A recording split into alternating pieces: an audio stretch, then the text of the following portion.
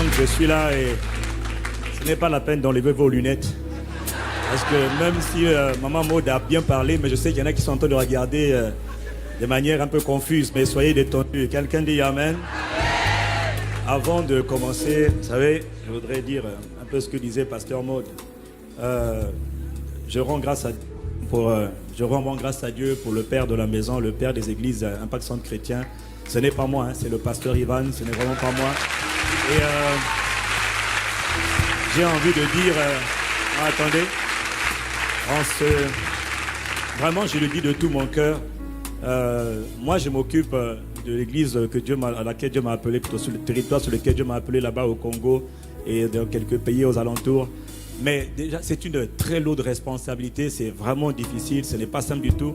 Mais alors quand je pense à la responsabilité du pasteur et puis de Maman Maud pour superviser l'ensemble des plus de 40, peut-être 50, ça évolue tellement, famille, Impact Centre Chrétien. Franchement, je vous le dis en toute humilité, il ne faut pas prendre ce genre de choses pour acquis. Il faut prier. Attendez, 1, il faut rendre grâce à Dieu. 2, il faut prier pour le PP, pour le pasteur Ivan et sa femme. Il faut prier. C'est une responsabilité qui est très très lourde. Il y en a beaucoup de responsabilités sur les épaules et il faut prier pour eux. Il faut apprécier Dieu, il faut célébrer Dieu pour ce qu'ils font parce qu'ils payent un très grand prix. Nous encore c'est rien, mais le prix qu'ils payent est un prix qui est très important et vraiment il faut savoir honorer Dieu pour la grâce qu'il fait à l'église, à son corps. Est-ce que tu es en train d'apprécier Dieu? Tu acclames ainsi. Est-ce que tu es en train d'apprécier Dieu? Si tu le fais, fais-le de tout ton cœur.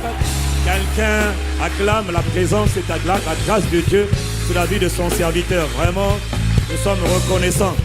Nous te bénissons, nous sommes vraiment reconnaissants. Vraiment, nous sommes reconnaissants. C'est vraiment pas une grâce. Et plutôt, c'est vraiment pas un acquis. C'est vraiment pas un acquis, c'est une grâce. Et la grâce, elle augmente. Elle augmente par sa seule grâce. Amen. Donc, il faut savoir vraiment apprécier le Père. En plus, je lui ai dit hier, mais toi, tu vas faire quoi à Sergi? J'ai dit, assieds-toi chez toi. Reste là. Bon, il n'a pas écouté. Et d'ailleurs, je tiens à vous dire que ce matin, si je suis là, c'est vraiment parce que le PP, le pasteur Ivan, a invité pour que je sois là. Comme m'a dit son époux, je ne voulais pas être là, je ne devais pas être là. Moi aussi, j'ai pas que chez moi là-bas. Mais le PP a insisté et puis le Saint-Esprit a confirmé que c'est lui qui insistait pour que nous soyons là ce matin. Mais vous savez, je lui dis toujours, nous sommes des... Lui, il est le père de la maison, nous sommes des amplificateurs. C'est-à-dire que lui, il parle, puis nous, on prend ce qu'il dit, on emmène un peu partout. L'Esprit de Dieu ajoute, et puis voilà, c'est comme ça. Mais c'est lui la source, c'est lui le Père, et nous sommes reconnaissants. Nous célébrons Dieu, nous honorons le Père de la maison, et nous amplifions seulement ce que Dieu est en train de faire. Amen. Voilà. Donc moi, je ne suis pas... J'aime m'appeler le moindre de tous. Et j'assume ça et je suis reconnaissant pour ce que Dieu est en train de faire. Alors naturellement, vous savez que quand le pasteur arrive là, la plus belle merveille du monde aussi est là. Bon, je sais que... D'ailleurs, Mamkas, faut te calmer. Voilà, laisse-moi honorer mon épouse. Si tu parles avec moi là, ça va parler. Donc laisse-moi honorer ma femme, la plus belle merveille du monde, mon épouse Abi Castano. Béni soit Dieu, je te célèbre, je bénis ma femme. Ah oui, béni soit Dieu pour ma femme, il m'a donné. Alléluia. En ce premier jour de la semaine, nous sommes la première semaine, le premier jour de la semaine, c'est vrai. Nous sommes la première semaine de janvier et nous sommes le premier jour de janvier, la première semaine de janvier et le début du mois de juin. Pas de janvier, pardon, du mois de juin. Nous sommes... Oh, qu'est-ce que je raconte? Avril. Premier que je dis la même chose, mais vraiment, Seigneur, aie pitié, vraiment, miséricorde, miséricorde. Nous sommes la première. Donc, en fait, j'essaie de vous dire qu'en ce mois d'avril, quelque chose va se passer dans nos vies cette semaine. Parce que Dieu nous conduit toujours mesure après mesure, niveau par niveau, gloire en gloire, étape après étape. Et il nous a envoyé là, le pasteur Rivel m'a dit qu'il faut, le PP m'a dit, il faut qu'on établisse, qu'on raffermisse, qu'on solidifie les fondations. Et les fondations, c'est ce qui se passe, c'est ce que le monde célèbre cette semaine.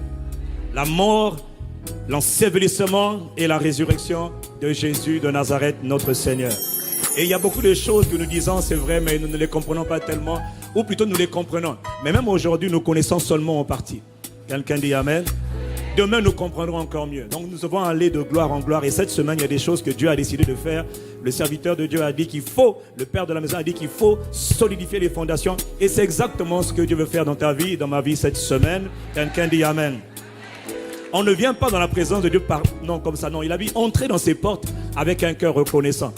Alors, je vais vous demander, juste pendant quelques instants, comme il faut rentrer dans la présence de Dieu avec, s'il vous plaît, comme on faut rentrer dans la présence de Dieu avec un cœur qui est reconnaissant. La première des choses qu'on offre à Dieu, c'est d'abord la reconnaissance. Pourquoi être reconnaissant à Dieu? Oh, il y a tellement de raisons pour lesquelles il faut être reconnaissant à Dieu. Déjà parce que tu es debout ce matin, ça veut dire qu'il y a encore de l'espoir. Si tu es debout, quelle que soit la condition, l'état dans lequel tu es, si tu n'es pas encore mort, ça veut dire que tout n'est pas encore fini. Ça veut dire que ce que Dieu a commencé, Dieu peut encore le continuer. Et une des choses qui fait que ce que Dieu continue, jour après jour, continue, ce qu'il a commencé en toi, il continue ce qu'il a commencé en toi, il continue ce qu'il a perfectionné, ce qu'il est en train de perfectionner en toi. Une des choses qui pousse, qui encourage le Père par le Saint-Esprit à continuer, c'est l'action de grâce. C'est le fait que tu t'assieds pour lui dire, Père, tu n'as pas encore fini, tout n'est pas encore terminé, mais Père, je suis reconnaissant, je te rends grâce, je te célèbre, je te loue, je t'exalte. Tout n'est pas encore parfait, mais je suis reconnaissant. Alors, est-ce que tu peux lever tes deux mains là où tu te trouves? Élève avec moi tes deux mains pendant quelques instants en signe d'honneur. Et lever les mains, c'est très important. C'est un autre mystère.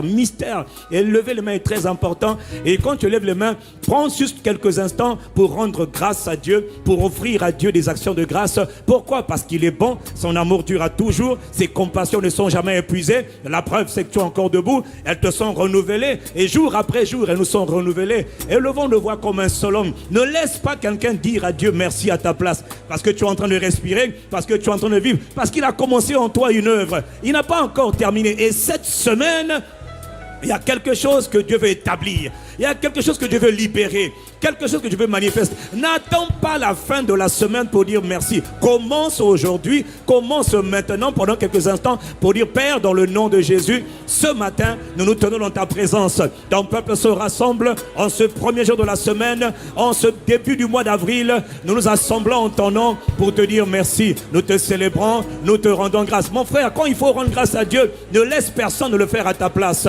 Ne laisse personne rendre grâce à Dieu à ta place. Prends le temps d'offrir à Dieu une action de grâce de qualité. Est-ce que tu es en train de le faire? Est-ce que tu es en train de parler à ton Père? Est-ce que tu es en train d'apprécier les œuvres de Dieu? Nous te bénissons, nous te chérissons, nous t'honorons, Père, dans le nom de Jésus. Jésus, nous te rendons la gloire pour l'œuvre magnifique, merveilleuse, admirable, glorieuse que tu as accomplie. Pas demain, mais aujourd'hui, nous te rendons gloire. Nous te célébrons, nous te bénissons. Reçois l'honneur, reçois la louange, reçois la gloire. Esprit de Dieu, magnifique Saint-Esprit, reçois tout honneur. Reçois l'expression des acclamations d'un homme qui est reconnaissant. Magnifique Abba, Papa, nous te bénissons. Nous te célébrons, nous apprécions ta présence. Nous apprécions le don du Saint-Esprit. Béni sois-tu, Seigneur, Esprit de Dieu, dans le nom de Jésus le Christ. Nous avons rendu grâce et quelqu'un donne un bon Amen. Très important de savoir rendre grâce à Dieu. Entrer dans ses portes avec un cœur reconnaissant. La Bible dit dans le livre de Luc, chapitre 24, au verset 45, Luc 24, verset 45. Alors que Jésus venait de se manifester, Jésus ressuscité venait d'apparaître à ses disciples, pas des étrangers, mais ses propres disciples. Ses propres disciples ne comprenaient pas ce qu'il lui-même il avait fait. On peut être dans la présence de Dieu, on peut parler à Jésus, on peut aimer Jésus, on peut même adorer Jésus comme ils l'ont fait, mais ne pas comprendre sa parole. Or, lui, il se révèle toujours par sa parole. Et la Bible dit, alors qu'il ne comprenait pas, et lui, il voulait qu'ils comprennent les Écritures. La Bible dit, il leur ouvrit l'intelligence afin qu'ils comprennent les Écritures. C'est les disciples, hein? Ils étaient avec Jésus, hein?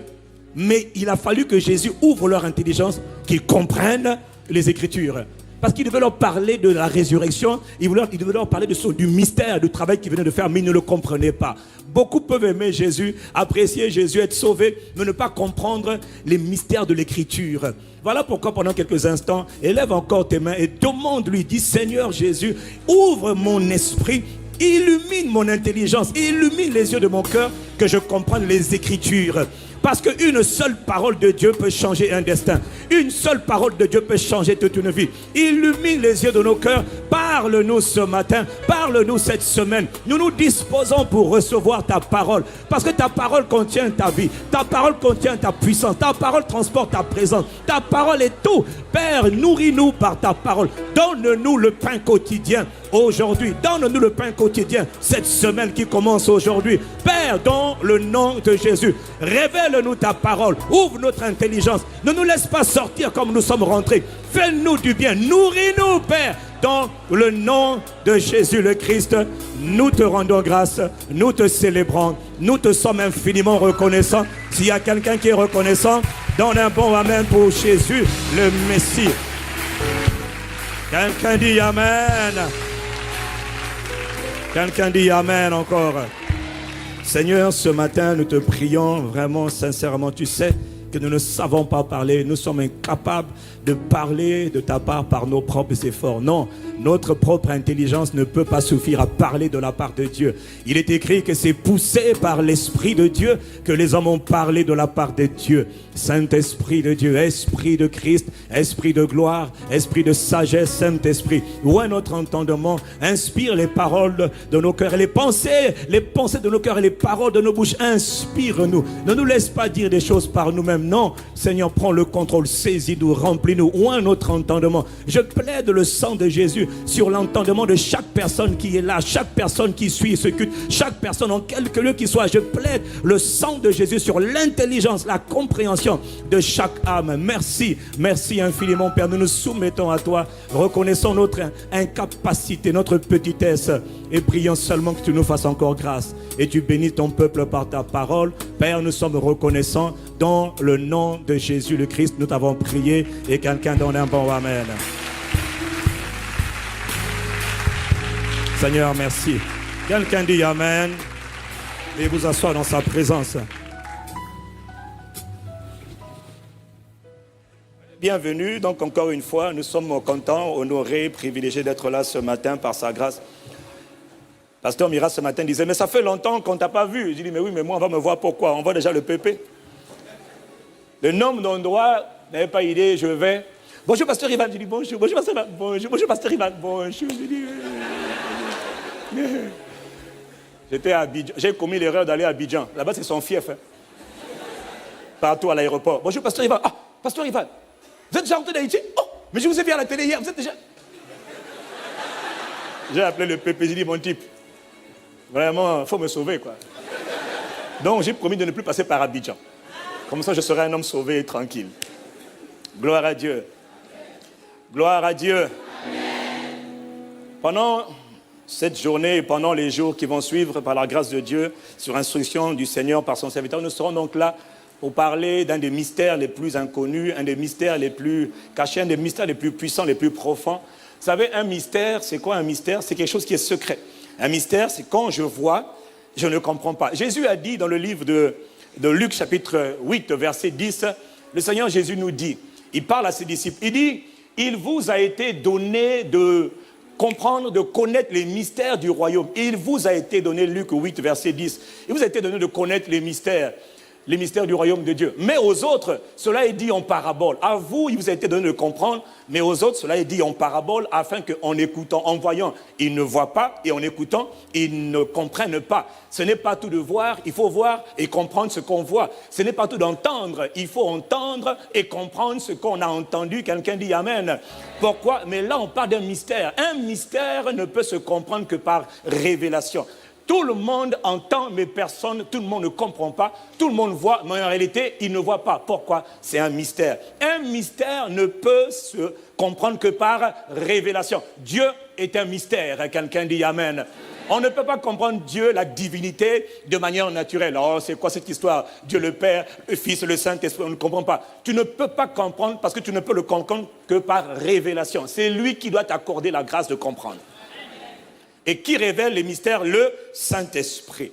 Seul l'Esprit de Dieu peut révéler le mystère. Tout à l'heure, j'ai dit de lever les mains. Il y a un mystère dans le fait de lever les mains, tout comme il y a un mystère pour l'homme qui honore Dieu, qui craint Dieu, dans le fait de se prosterner. Se prosterner, proskuneo, c'est un mystère. C'est un acte qui est naturel, mais en fait, la portée est spirituelle. Quand on se prosterne dans sa présence, crois-moi, mon frère, ma soeur, tu n'es pas en train de faire quelque chose d'ordinaire, tu es en train d'opérer dans le surnaturel. Quand on se prosterne, de la même manière, quand on lève les mains, la Bible dit dans 1 Timothée 2, il dit, je veux qu'en tout lieu, les hommes élèvent les mains pures, qu'ils prient en élevant les mains. Ils prient en élevant les mains. Il y a un mystère dans le fait de savoir prier avec les mains levées.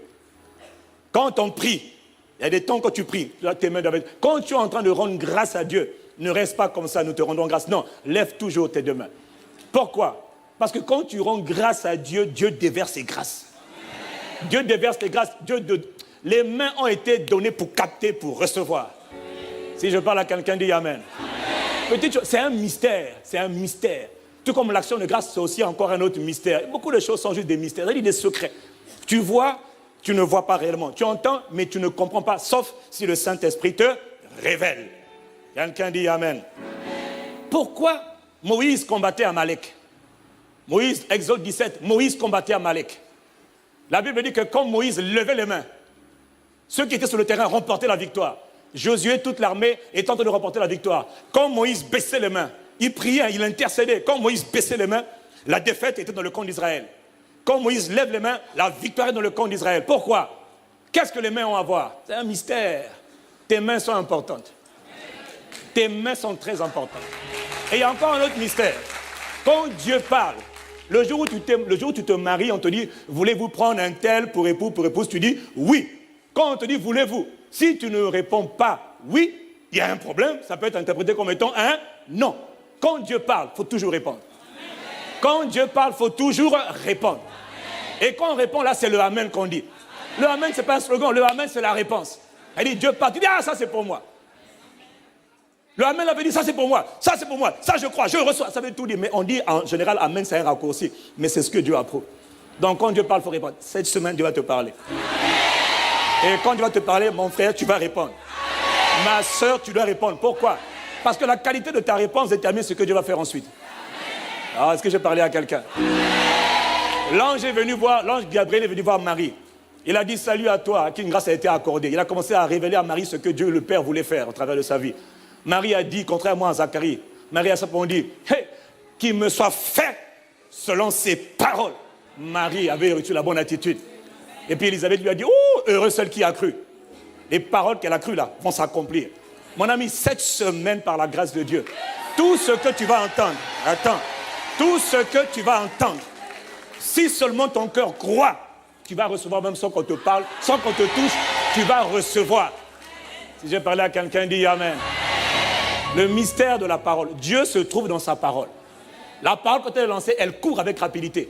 Elle est comme un missile avec une tête chercheuse. Elle trouve quelqu'un, elle cherche un cœur qui est à la fois, qui est reconnaissant, qui est capable de recevoir avec un cœur sincère. Et elle s'accomplira. Quelqu'un dit Amen. Aujourd'hui, nous parlons d'un mystère. Le mystère le plus profond. C'est le plus grand événement de toute l'histoire de la Terre, de toute l'histoire de l'humanité. C'est ce qui s'est passé ce jour-là, il y a environ 2000 ans. Lorsque notre Sauveur et Seigneur était sur la croix. Et lorsque 3 jours plus tard, il revint entre les morts. C'est le plus grand des mystères, le plus grand des secrets. Ce jour-là, il était crucifié, il était nu, de 9h du matin jusqu'à 15h d'après-midi. Jésus de Nazareth était sur la croix. Publiquement. Voilà pourquoi quand on s'engage pour Jésus-Christ, on le fait publiquement. Quand quelqu'un doit répondre à Jésus pour le salut, on le fait publiquement. Pourquoi? Il n'a pas eu honte, il était exposé publiquement. Les Romains regardaient la scène. C'est un bandit, c'est un bandit, c'est un bâtard, c'est un criminel. Les Grecs, c'est ridicule, c'est lui le Messie, ridicule, absurde. Les Juifs ont dit c'est un scandale. Notre Messie à nous ne peut pas mourir de cette manière. Lui, il vient pour nous délivrer de César, pas pour mourir. Ils n'avaient pas compris. Les disciples, eux, ils ont regardé, ils ont dit oh, c'est la défaite du maître. Oh, c'est la défaite. On a été défait, on a perdu. On ne savait pas, on ne comprenait pas. Personne n'a compris. Pourquoi? C'était un mystère. Les femmes pleuraient. Personne n'a compris ce qui s'était passé ce jour-là. Qu'est-ce qui est en train de se passer? Tout le monde voyait, personne ne comprenait. Pourquoi? Le Saint-Esprit n'avait pas encore accordé la révélation. De la même manière qu'il y a des choses que nous faisons, nous ne comprenons pas toujours tout. Quelqu'un me dit Amen. Et la volonté de Dieu, c'est que nous soyons établis dans la vérité. Et cette semaine, Dieu veut nous établir davantage dans la vérité. Nous voulons vivre la vie chrétienne, victorieuse, la vie surnaturelle, la vie de gloire, la vie de la résurrection. Parce qu'on célèbre la résurrection de Jésus-Christ, c'est vrai. Le problème, c'est que la résurrection ne peut se célébrer que si on a compris les fondations de la résurrection. Tout n'a pas commencé à la résurrection. Tout a commencé d'abord à la mort, à la crucifixion. Là, dans le livre de Galates, chapitre 2, verset 20, le Saint-Esprit dit par la bouche de Paul, voilà l'attitude de tout croyant qui est né de nouveau, qui veut vivre la résurrection. Il dit, moi j'ai été crucifié avec Christ. C'est-à-dire, j'ai été mis à mort avec Christ sur la croix. C'est-à-dire, j'ai été tué avec le Christ sur la croix. C'est-à-dire, j'ai partagé la mort du Christ sur la croix. J'ai compris la mort du Christ sur la croix. J'ai la révélation de la mort du Christ sur la croix. Maintenant, si je vis, ce n'est plus moi qui vis, Paul. Non, c'est le Christ qui vit en moi. Ce n'est plus moi, c'est le Christ qui vit en moi. Mais le Paul qui dit Christ vit en moi, Paul a commencé par dire que si je vis, j'ai été d'abord crucifié. Tout commence d'abord par la crucifixion. La vie chrétienne commence par la crucifixion de Jésus-Christ. Quelqu'un dit Amen. Amen. Tout commence d'abord par la crucifixion. Il faut comprendre l'histoire. Et cette semaine, par la grâce de Dieu, nous savons déjà certaines choses, mais nous devons savoir davantage. Nous devons comprendre davantage. Nous connaissons en partie. Cette semaine, ta connaissance encore va augmenter. Cette semaine, ton intelligence va encore augmenter. Tu as demandé à Dieu de t'ouvrir l'intelligence. Il t'ouvre l'intelligence maintenant. Et ce que tu n'étais pas capable de comprendre, tu le comprends davantage cette semaine par la grâce de Dieu. Dis-moi Amen, c'est à toi que je parle. Nous avons beaucoup de problèmes parce que nous ne comprenons pas toujours les fondations de la vie chrétienne. Il y a des choses que nous ignorons et ces choses que nous ignorons nous jouent vraiment des mauvais tours. Il faut comprendre une chose. La racine des problèmes de l'humanité a toujours été le péché. Le péché, c'est la racine de tous les problèmes. Tous les problèmes de notre monde que l'on voit aujourd'hui ont leur racine dans ce qu'on appelle, leur source, dans ce qu'on appelle le péché. Le péché, car tous ont péché. Dieu a créé Adam, Dieu a créé le genre humain, Dieu a créé la race humaine à son image et à sa ressemblance. Dieu a tout créé avec perfection. Et même quand Dieu a créé le genre humain, donc la race humaine, Dieu était heureux. Papa était heureux. Notre père était content. Notre père était fier. Quand il a créé les plantes, les arbres, quand il a créé les plantes, il était content. Il a dit c'est bon, c'est bon. Mais lorsqu'il a créé le genre humain, lorsqu'il a créé la race humaine, il n'a pas dit c'est bon, il a dit c'est très bon, c'est excellent. Papa était content. Il y avait de la joie dans le cœur de Dieu parce que l'homme est la création la plus raffinée. L'homme est la création la plus parfaite. L'homme a été créé exactement à l'image de Dieu. Un peu inférieur à Dieu, sinon exactement comme Dieu, à son image et à sa ressemblance. Et quand Dieu a créé l'homme, donc je parle de l'homme pour dire la race humaine ou encore le genre humain, un ennemi qui était dans le jardin d'Éden est rentré. Son but, c'était de faire le premier coup d'État de l'histoire de la terre. Et il a réussi à faire ce coup d'État, à renverser celui qui était le chef de la terre, le maître de ce monde qu'on appelait Adam. Et il a pris le pouvoir par la ruse, par la séduction. Il lui a ravi le pouvoir. Et quand il a ravi le pouvoir, il a fait tomber toute l'espèce humaine. Tous les êtres ont péché. Dans Romains 5, verset 12, il est dit que c'est par un seul homme. Dis avec moi, un seul homme. En parlant d'Adam, par un seul homme, que le péché est entré dans le monde. Et avec le péché, la mort. Donc, par un seul homme, le péché entre. Le péché entre. Donc déjà, Dieu est un Dieu qui est saint. Il faut comprendre. Dieu est un Dieu qui est saint. Il est saint, il est saint, il est saint. Tout en lui n'est que sainteté, pureté, irréprochabilité. Dieu est saint. On ne s'approche pas d'un Dieu saint quand on est souillé. Impossible. Dieu est saint. Dieu est saint. Dieu est saint. La sainteté n'est pas une option. La sainteté, c'est une nature obligatoire. Et lorsque le péché rentre dans le monde, et la souillure en même temps. Le péché, c'est comme la souillure. Par un seul homme, il a fait rentrer le péché. 2, il a fait rentrer la mort. Donc la séparation. Mais imagine un père qui aime ses enfants. Un papa qui prend plaisir dans la présence de ses enfants. Un papa qui est tellement amour, tellement aimant. Il aime ses enfants. Il chérit ses enfants. Adam, ça va? Adam, comment tu vas? Oui, papa, ça va bien. Adam, mon chouchou. Adam, mon amour. Oui, papa. Oui, papa. Comment ça va? Et il communiait avec Adam. Il communiait. Il aimait l'intimité d'Adam. Il a créé Adam pour d'abord l'intimité. Le premier but pour lequel Dieu nous a créés, c'est pour sa gloire, pour l'intimité avec lui. Ce n'est pas d'abord pour aller commencer à faire beaucoup, c'est d'abord pour l'intimité. Quelqu'un dit Amen. Il aimait les hommes, il aime les hommes. Et quand Adam a fait rentrer le péché dans le monde par sa désobéissance, Adam en même temps a amené la mort. La mort et le péché. Le péché a amené toutes sortes de choses calamiteuses. Tout ce qu'on appelle mal vient du péché. La malédiction, on va en parler cette semaine. Quelqu'un dit Amen. Maladie, infirmité, toute forme, trahison, querelle, catastrophe, toutes ces choses, ce sont les conséquences du péché. Tout ce qui a une connotation de mal, ça vient du péché. Le péché est le problème principal des hommes. Les guerres viennent du péché. Les jalousies viennent du péché. Les querelles viennent du péché. La mort vient du péché. Le péché est rentré dans le monde. Et avec le péché, la séparation d'avec Dieu. Oh, papa aime ses enfants. Ah, mais papa ne peut plus tolérer la présence de ses enfants. Et puis, les enfants sont devenus comme fous. Pourquoi? Parce qu'une nouvelle nature est rentrée en eux. La nature du diable les a saisis. Et ils ont commencé à faire toutes sortes de choses abominables. Imaginez un père qui est privé de ses enfants qu'il aime. Et les enfants sont totalement devenus fous. Fous. Et ils ont perdu la nature de Dieu. C'est ça ce qui s'est passé dans le jardin d'Éden après la haute trahison de Adam. Quelqu'un me dit Amen et je continue. La Bible dit dans Galates 3, verset 22, que le monde entier est soumis à la puissance du péché, ou encore le monde entier est prisonnier du péché. Non, même quand tu nais, tu n'as pas envie de pécher, tu vas quand même pécher. Pourquoi? Parce que c'est dans les gènes, c'est dans l'esprit. L'esprit est devenu souillé, alors tout a été souillé. Quand la source est polluée, tout le reste est pollué. Dieu cherchait un moyen.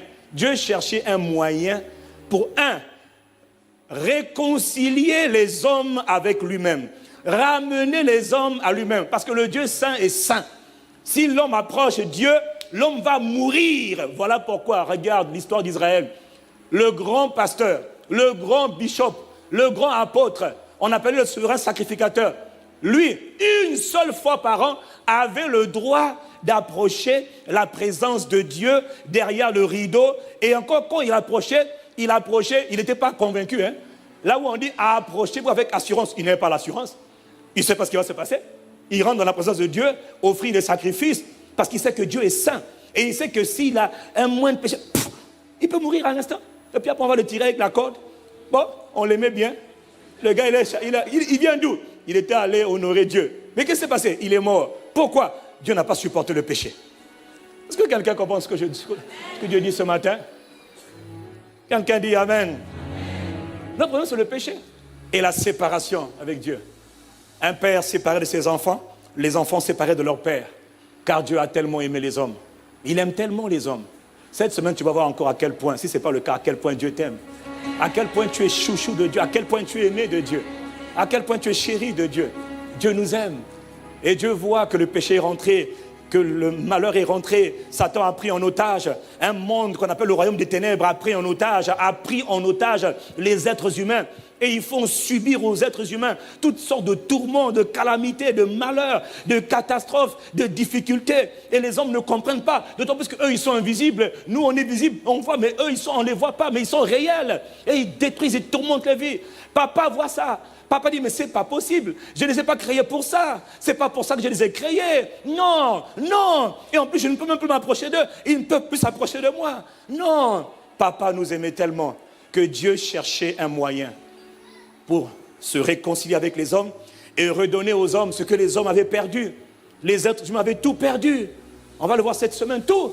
Et Dieu voulait redonner aux hommes non seulement la gloire de sa présence, la passion de sa présence, l'honneur, le privilège de sa présence, mais en plus de ça, Dieu voulait redonner aux hommes tout ce que les hommes avaient perdu. Et Dieu met en place sa propre stratégie. Sa stratégie à lui, Dieu, pour réconcilier les hommes avec lui et sauver les hommes et redonner aux hommes tout ce qu'ils ont perdu. Oh, cette stratégie à lui, elle s'appelle la croix. C'est sa stratégie. Ce n'est pas la nôtre, c'est la sienne. La croix, quand je parle de la croix, je parle du sang de la croix. Je parle du sang de la croix. La croix, c'est le point culminant. Le sang versé sur la croix, c'est le point culminant. On verra que le sang n'a pas commencé à la croix. Ça a commencé bien avant. Mais la stratégie du sang sur la croix, la stratégie de la croix, c'est Dieu qui l'a mis en place. Pourquoi Dieu a mis ça en place? Dieu a dit au Fils, tu dois descendre. Le fils a dit, oui papa, je vais descendre. Quand on médite les Écritures, on se rend compte que c'était le choix. Jésus, on n'a pas dit, descends, descends. Non, la Bible dit qu'il s'est humilié lui-même. Il s'est abaissé lui-même. Il a choisi lui-même. Par amour pour toi. Par amour pour nous. Frère, Dieu a tellement aimé le monde qu'il a donné son fils. Il a sacrifié son fils. Et le fils a tellement aimé les hommes qu'il a sacrifié sa vie. Jésus le Christ a dû sacrifier la vie qu'il avait. Il a quitté le ciel pour venir sur la terre. Si quelqu'un me suit, dit amen et je continue. Dieu cherchait un moyen. Et le seul moyen que Dieu a trouvé, c'est la croix. La croix, c'est son initiative. C'est sa solution. C'est sa proposition. C'est pas autre chose. C'est ce que lui, il a choisi. Pour se réconcilier avec les hommes, il faut la croix. Donc, il faut le sang de la croix. S'il n'y a pas de sang, il n'y aura rien. Donc, quand il vient, qui vient? Dieu vient. Qui vient sauver les hommes? Dieu vient sauver les hommes. Mais qui va descendre pour sauver les hommes? Dieu. Dans 1 Jean 5, verset 7, il est écrit dans la version Martin, qui est plus... qui rend mieux la version anglaise et même l'origine, le texte original. Il dit, il y en a trois qui rendent témoignage dans le ciel. Dans le ciel, il y en a trois qui rendent témoignage. Il y en a trois qui rendent témoignage. Le Père, la Parole et le Saint-Esprit. Et les trois ne sont que un. Dans le ciel, il y en a trois qui établissent. C'est le mystère de la divinité, mon frère. C'est le mystère de la divinité. Je n'ai pas dit la Trinité, hein. On peut aussi dire la Trinité. Mais le mystère de la divinité. Trois rendent témoignage. Le Père, la Parole et dans le plan du salut, les trois vont être mis en œuvre. Les trois vont intervenir. Les trois vont agir plutôt. Les trois vont agir. Le Père ne quitte pas le trône. Mais le Père va quitter le trône comment? Par sa parole. Le Fils va se manifester, lui qu'on appelle la parole. Il est devenu le Fils, car au commencement était la parole. La parole était avec Dieu et la parole était Dieu. Donc il y a une personnalité dans la divinité qu'on appelle la parole. Et cette parole-là qui est devenue homme, devenue chair. Et nous avons contemplé sa gloire. La gloire de qui? La parole. La parole est une personne. La parole est une personnalité. Aussi longtemps que toi tu existes, on ne peut pas te séparer de ta parole. Personne ne peut te séparer de ta parole. D'ailleurs, quand tu arrives chez moi, je sais que tu es là quand je t'entends parler dehors. Même quand je ne t'ai pas vu, j'entends ta voix, donc ta parole, je sais que tu es là. Parce qu'on ne peut pas séparer un homme de sa parole. Non, ce n'est pas possible. De la même manière, on ne peut pas séparer Dieu de sa parole. Sa parole et Dieu sont un. Voilà pourquoi Jésus disait que le Père et moi, nous sommes... On a dit, ah, tu blasphèmes, comment tu peux dire? Non, c'est un mystère. Je suis dans le Père est en moi. Tout comme la parole est en toi, tu es dans ta parole. Si quelqu'un me suit, dit amen. Celui qui descend du ciel, on l'appelle la parole de Dieu. Et la parole a été faite chair. Elle a habité parmi nous, pleine de grâce et de vérité. Nous avons contemplé sa gloire. Une gloire comme celle du Fils unique venu du Père. Il est la parole du Père. Et lui, il descend maintenant. Quand on l'a vu, on a vu le Père. Quand on a vu la parole, on a vu le Père. Celui qui m'a vu,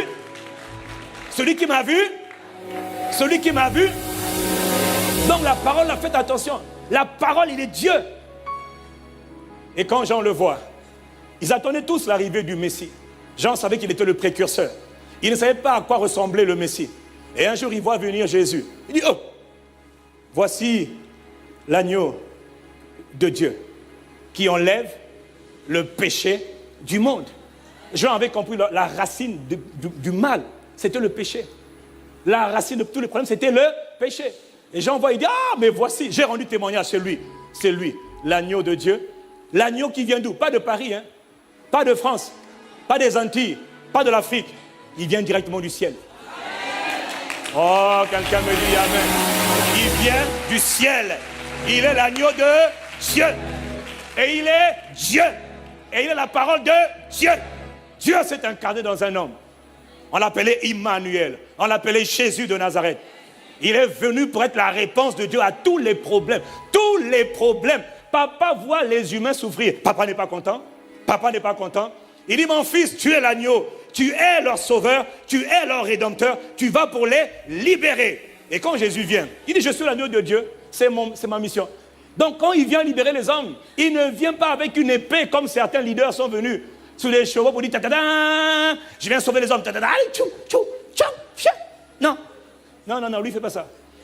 Lui il vient pour libérer les hommes, délivrer les hommes. Il s'offre en sacrifice. Le prix à payer, c'est son sang. N'oublie pas mon frère, Dieu était en colère. Dieu était en colère. Après la haute trahison de Adam, Dieu était en colère. Dieu était en colère. Éphésiens 2, verset 3 nous dit, il dit, nous étions tous des enfants de colère. C'est comme ça que Dieu nous appelait. Des enfants de colère. Qui va calmer la colère de Dieu? Quand on lit même Colossiens 1, verset 20, on se rend compte à quel point l'univers tout entier était dans les mois, dans la tristesse. Parce que papa était triste. Dès que Adam a commis la faute, la voix est partie. Trahison! Trahison! Trahison! Les hommes se sont détournés. Les hommes se sont détournés. Et Satan dit, je les ai eus, je les ai eus, je les ai eus. Et le cœur de papa n'était pas dans la joie. Le cœur de Dieu n'était pas content. Non, il n'était pas heureux. Non, il était en colère. Parce qu'il aime les hommes. Et en plus de ça, il voit que Lucifer, cette simple créature, a réussi à faire un coup d'état, à détourner les hommes. Et tu vois tes enfants sont tourmentés par les méchants. Tourmentés. Comment veux-tu être Dieu n'était pas insensible. Dieu était dans la douleur. Trahison. Dieu était en colère, frère. Et quand il nous voit, il nous dit, enfant de colère, qui va oser apaiser la colère de Dieu? Qui va oser calmer la colère de Dieu? Hébreux 9, verset 22 dit que sans effusion de sang, si le sang n'est pas versé, il n'y aura pas de pardon.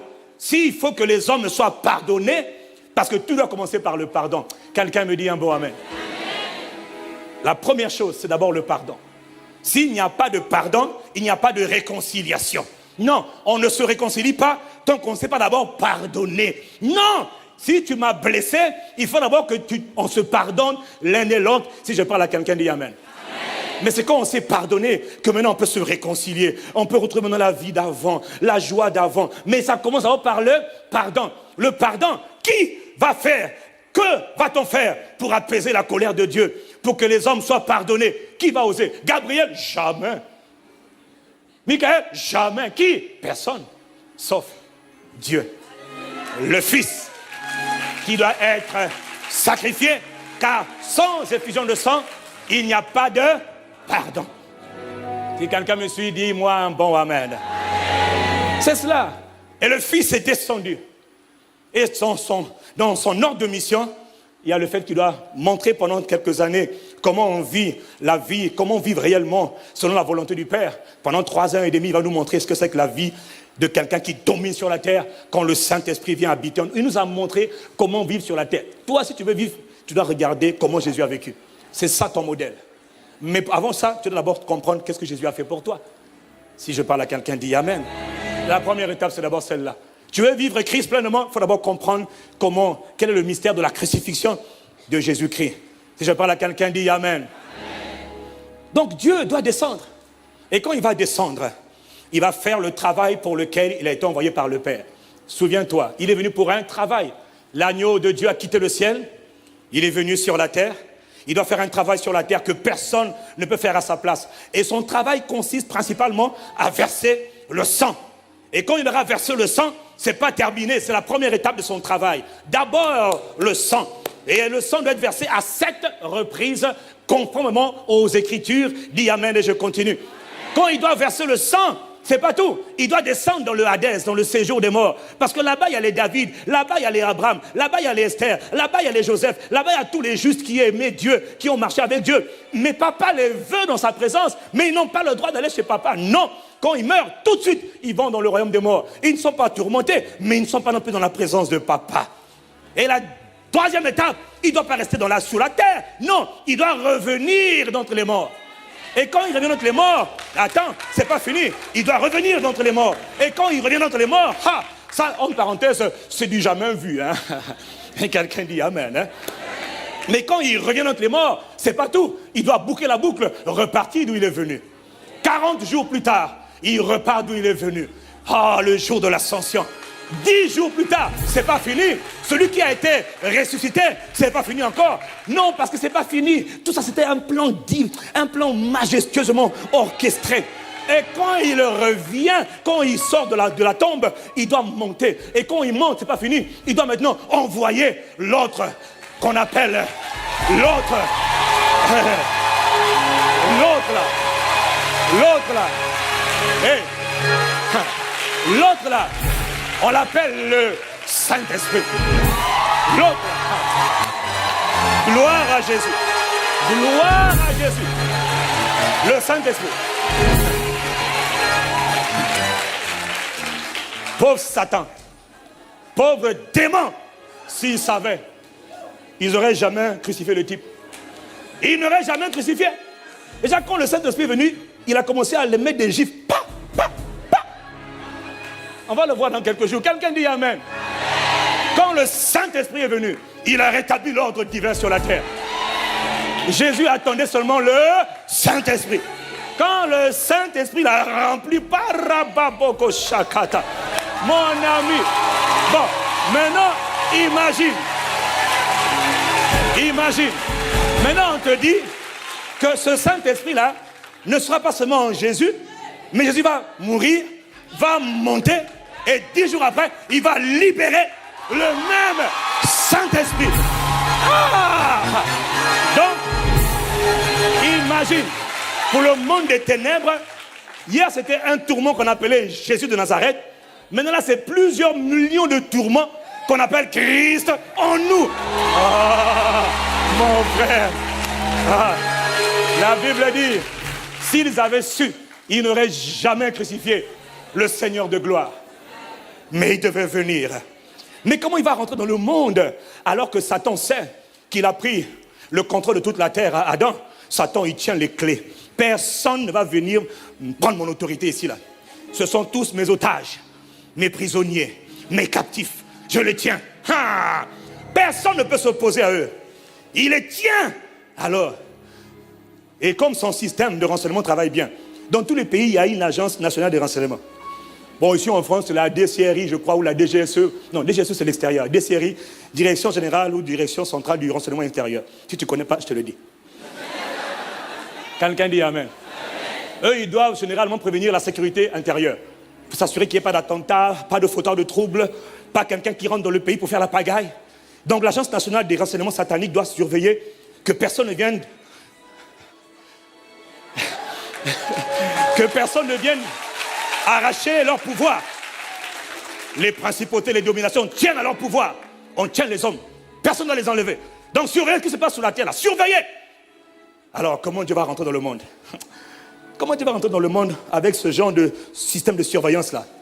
Il y a un terme qu'on utilise souvent chez nous, en Afrique, au pays. On appelle ça les lobes. C'est-à-dire que quand Lionel Messi doit aller marquer, le gardien est là. Le défenseur est là. Il fait ça là. On appelle ça, on fait un lobe. C'est-à-dire que, et toi tu vois, la balle est où? Trop tard, la balle est dans le filet. C'est ce que Jésus a fait. Ah, mon ami, ils n'ont rien vu venir. Ils n'ont rien vu venir. Jésus, le Christ. Ah, gloire à Jésus. Gloire à Jésus. Gloire à Jésus. Donc, son travail a commencé par la crucifixion. Et c'est ça, l'évangile. Elle commence d'abord par la crucifixion. Parce que si on ne comprend pas l'évangile, frère, on va souffrir. Et l'évangile, ce n'est pas que la crucifixion, mais ça commence d'abord par la crucifixion. Le Saint-Esprit nous a rappelé le contenu de l'évangile. Parce que Paul ne faisait qu'annoncer l'évangile, qu'on appelle encore l'évangile de Christ, ou encore l'évangile de la grâce de Dieu. L'évangile veut dire bonne nouvelle. Mon frère, si c'est une bonne nouvelle, alors cette nouvelle qu'on entend doit nous apporter un bien-être extraordinaire. Si c'est vraiment une bonne nouvelle, pourquoi ma vie n'a pas changé? Si c'est vraiment une si belle nouvelle, une si bonne nouvelle, pourquoi je vis encore les mêmes choses? Non, mon peuple est détruit par son manque de connaissance. Mais comme tu as demandé à Dieu de t'ouvrir l'intelligence, cette semaine, mon frère, cette semaine, cette semaine, ta révélation va être établie. La bonne nouvelle, là, tu vas plus te contenter de le dire. Tu vas te contenter de le démontrer. Je suis l'expression de la bonne nouvelle. Si j'ai parlé à quelqu'un, donne-moi un bon amen ici. Je n'ai pas entendu, donne un bon amen. Mon ami, je te dis, hein, vous, mes soeurs, qui avez souvent des sacs, tout ça là, paro et cabaret, sando, barré. Il faudra parfois enlever le sac pour répondre quand Dieu va parler, parce que quand Dieu va parler, la parole va te toucher là où tu es là. On n'aura même pas besoin de te toucher. Toi-même, tu vas déjà te visiter. Et tu vas vivre la parole que tu vas croire, c'est celle que tu vas devenir. La parole que tu vas croire, c'est celle que tu vas devenir. C'est la parole. Mon frère, c'est la parole. Dieu se trouve dans sa parole. Dieu est sa parole. Dieu et sa parole sont un. Si je parlais à quelqu'un, dis Amen. Et la parole dont je parle, c'est l'évangile. Et la bonne nouvelle même là, c'est encore un mystère. C'est-à-dire que tu ne peux pas comprendre si l'homme ne te le révèle pas. La seule manière de comprendre l'évangile, c'est que l'Esprit de Dieu doit te révéler l'évangile. Alors, quel est le contenu de cette bonne nouvelle? Parce qu'elle commence par son œuvre. On parle de l'œuvre achevée. Elle commence par la croix. Paul le dit dans 1 Corinthiens 15, au verset 1. Je vous rappelle, frères et sœurs, l'évangile, la bonne nouvelle que je vous ai annoncée. Paul, tu as annoncé quoi? L'évangile. Donc quoi? La bonne nouvelle. Allez de par le monde. Prêchez la bonne nouvelle à toute la création. Allez, ne restez pas. Allez, sortez, allez leur dire, Christ est mort, Christ a été enseveli, Christ est ressuscité. Attendez, je viens. Laisse-moi finir. Je vous rappelle l'évangile que je vous ai annoncé. Que je vous ai annoncé. Que vous avez reçu. C'est-à-dire que vous avez accepté. Vous avez accepté, vous avez reçu. Vous avez donc cru. Dis Amen. Un, il faut qu'il annonce. Deux, il faut que tu crois. Trois, dans lequel vous tenez ferme. Vous tenez ferme. C'est-à-dire que vous êtes totalement, fidèlement attaché. Si on te dit détache-toi, tu dis jamais. Détache-toi jamais. Détache-toi jamais. Oublie l'évangile, jamais. Non, je refuse. Mais ta condition ne fait qu'empirer. Je m'attache à l'évangile. C'est la bonne nouvelle pour moi. C'est la bonne nouvelle. Oh, dis Amen ici. Oh. Un, je vous l'annonce. Deux, vous l'écoutez. Vous la recevez. Tu dis oui, Seigneur, je crois. Oh, là déjà. Trois, tiens ferme. Pourquoi? Verset 2. C'est par lui que vous êtes sauvés. Par quoi? L'évangile. C'est par quoi? Sauvé veut dire guéri, libéré, épanoui, restauré. Par quoi? L'évangile. Donc tu entends, il y a une parole, quand tu l'entends, elle peut te guérir là où tu es. Il y a une parole, quand tu entends, elle te sauve là où tu es. Et une parole, quand tu entends, elle te transforme. Voilà pourquoi il faut toujours prier pour que Dieu te donne la compréhension de la parole. Parce que quand tu entends la parole, il y a 2 semaines, pendant qu'on parlait, en train de prêcher, je crois, et puis j'ai dit, il y avait une femme qui elle était dans les convulsions, elle était drépano totale. 2 semaines, drépanocytose totale. Elle convulsait, elle ne devait même pas venir à l'église. Elle tremblait, tout son corps tremblait, ses os faisaient mal. Elle est venue à l'église malgré tout. Elle voulait repartir à la maison. Une sœur lui a dit non, reste seulement, écoute. Et puis pendant que j'étais en train de parler, j'ai commencé à parler de la drépanocytose totale. J'ai dit Jésus peut guérir là maintenant. Et elle a seulement dit Amen. Elle a été guérie instantanément. Instantanément. Pourquoi? La foi. Elle a cru. Elle a cru. Instantanément, elle a été guérie. Ah, qu'est-ce que les convulsions se sont arrêtées. Et puis jusqu'à la fin, elle disait, mais c'est pas normal, pourquoi je ne tremble plus? Je ne tremble plus. Et puis le lendemain, elle n'avait jamais fait le sport depuis 17 ans. Le lendemain, elle a commencé à courir partout. Elle courait partout, La parole. C'est par l'évangile, elle a entendu le message. Elle a cru, elle a été touchée. Dieu confirme toujours sa parole. Si j'ai parlé à quelqu'un, dit Amen. Il confirmera sa parole dans ta vie.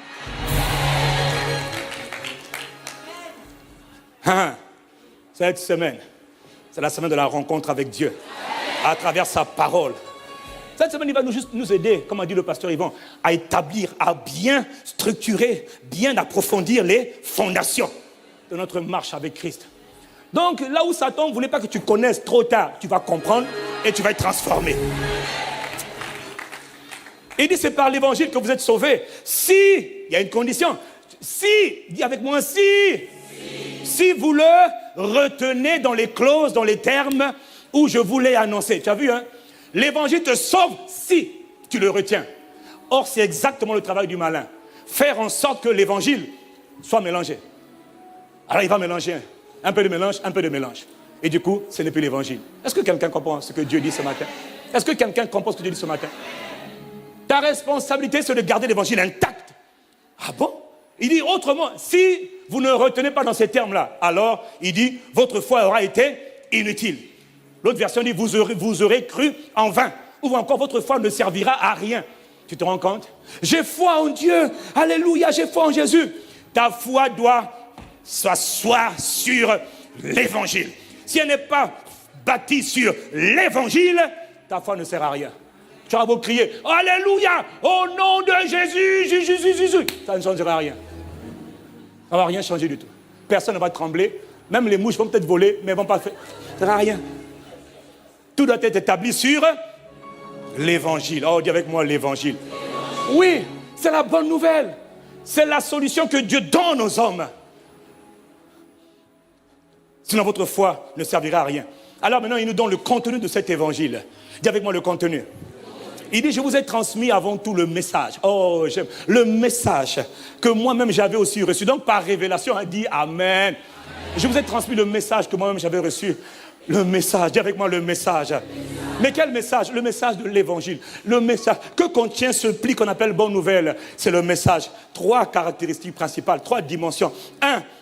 Christ est mort pour nos péchés, conformément aux Écritures. Mon frère, retiens le mot là. Ça veut dire que Christ n'est pas mort comme tout le monde.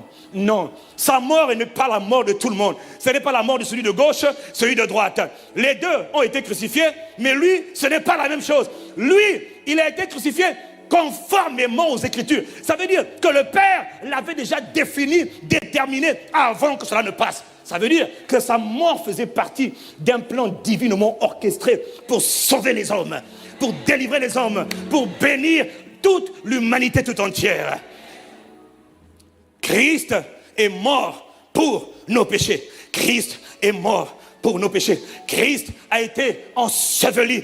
Oh, c'était la deuxième étape du travail.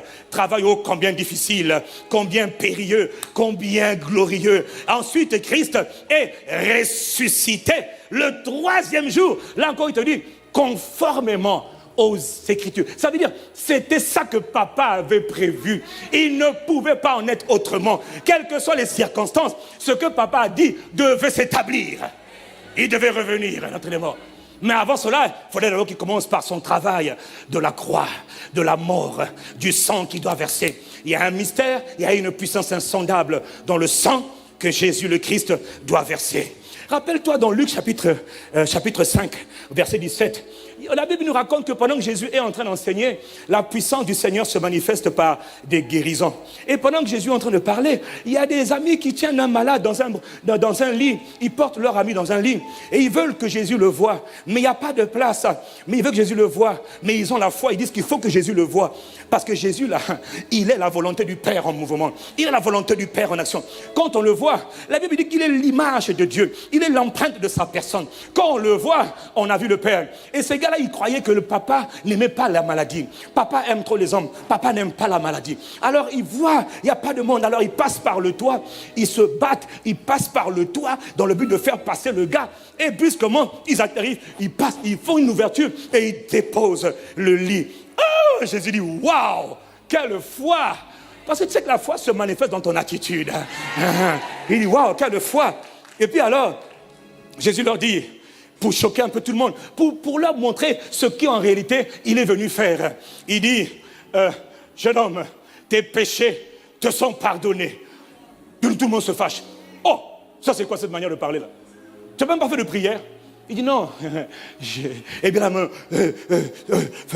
tout le monde, consternation de la salle. Pourquoi il ose? Qui est cet homme-là qui peut pardonner les péchés à part Dieu? C'est un scandale, il n'a pas le droit de parler comme ça là. Il dit calmez-vous, calmez-vous. Bon, que vous sachiez qu'en fait, je veux dire la même chose. Que vous savez que le Fils de l'homme a le pouvoir de pardonner les péchés. Je te le dis, bon, maintenant comme ils ne veulent pas entendre, jeune homme, tes péchés sont pardonnés. Maintenant, je te le dis seulement, jeune homme, comme il voulait entendre, lève-toi, prends ton lit et marche. Et le gars se lève. Mais quelle est la leçon qu'il donne? La leçon qu'il donne, c'est que le temps est venu où quand les péchés sont enlevés, les maladies aussi sont enlevées. Quand le péché va être enlevé, les malédictions sont aussi enlevées. Quand le péché va être enlevé, les calamités de ta vie, les frustrations vont être enlevées. Quand le péché va être enlevé, tout ce qui est inconfortable dans ta vie va être enlevé. Le problème, c'est d'abord le péché. Quand il y a un arbre qui donne la mort au milieu du village, tous les habitants qui viennent manger les feuilles là meurent. Il ne faut pas tailler les branches. Il ne faut pas couper les feuilles. Il faut prendre l'arbre, il faut le déraciner et il faut le jeter loin. Voici l'agneau de Dieu. Il n'a pas dit qu'il enlève les péchés. Il ôte la source, la racine. La racine. Il va prendre la racine et il va l'arracher. Et quand il va arracher le péché, mon frère, voilà pourquoi, quand tu comprends, quand on te dit, Christ est mort pour mes péchés, il faut célébrer. Pourquoi? Ça veut dire que je n'ai plus de problème.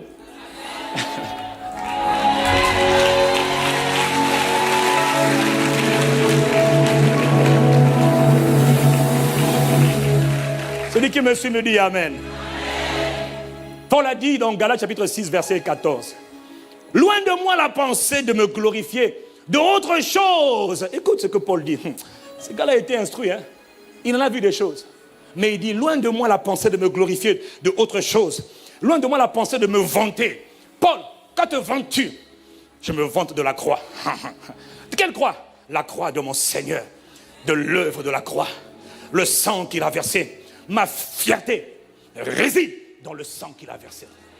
Mon assurance me vient du sang. Mon autorité me vient du sang. Ma détermination me vient du sang. Je n'ai rien d'autre que le sang. Parce que le sang, c'est la fondation de la vie chrétienne de victoire. Une vie de triomphe. On ne va pas faire le combat spirituel contre les puissances des ténèbres. Non, nous on ne vient pas là pour dire Satan, on va te battre. On ne combat pas contre l'ennemi. Oh, puis allez, on va combattre l'ennemi. Non, on ne combat pas. Nous, quand on lutte, on établit notre domination dans la victoire de Christ. C'est-à-dire, on combat dans sa victoire. On ne combat pas l'ennemi pour aller remporter une victoire. La victoire a déjà été remportée. Mais on doit combattre dans sa victoire. C'est-à-dire en s'appuyant sur ce qu'il a fait et en disant je tiens ferme sur ce que Jésus a fait pour moi et tu ne pourras pas reculer. Et quand tu vas tenir ferme, le monde des ténèbres va te dire lâche, tu ne marcheras pas, tu ne réussiras pas. Tu dis je pense à son sang, mon frère. Cette semaine, tu seras établi dans le triomphe surnaturel. À cause de quoi? Pas à cause de tes efforts, mais à cause de ce qu'il a fait pour toi. Vous savez, tout ce que Dieu fait, il donne toujours d'abord un échantillon. Tu vois, dans le monde de l'industrie, dans toutes les industries, quand on veut mettre un produit sur le marché, on veut le généraliser, on fait d'abord dans le laboratoire. On fait d'abord des tests, des échantillons. On l'essaye. Dès que ça marche, on généralise. Si quelqu'un me suit, dit Amen. Dieu voulait nous montrer ce qu'il allait faire. Mais il a commencé d'abord par Moïse. Le peuple de Dieu était captif, était prisonnier, était esclave pendant 430 années. Frère, pas 4 ans, 430 années de souffrance, de servitude, d'instabilité, de maladie. 430 années de tâtonnement, d'échec, de peur. 430 années. Qui pouvait parler contre Pharaon? Personne. Quand on voyait les chars de Pharaon, tout le monde disait c'est Pharaon. Bonjour maître. Il tenait tout le monde en otage. Pharaon impitoyable. Dieu se révèle. Quand le temps a été marqué, Dieu descend. Il parle à un homme qu'on appelle Moïse. Moïse, Moïse, j'ai entendu les cris de mon peuple. Il dit, je suis descendu pour le délivrer. Va, je t'envoie. Prends mon bâton. Moïse va chez Pharaon. L'Éternel m'a envoyé. Laisse partir mon peuple, dit l'Éternel. Pharaon dit, ah bon, toi tu veux parler? Tu connais mon empire? Je suis inamovible. Je suis indestructible. Je suis irrésistible. Je suis Pharaon, puissant roi d'Égypte. Magicien, montre-lui qui je suis. Les magiciens disent, yo. Combat maintenant des serpents. Bon, comme Dieu est Dieu, Le serpent de Moïse avale. Cette semaine, Dieu va avaler toutes les situations tordues de ta vie.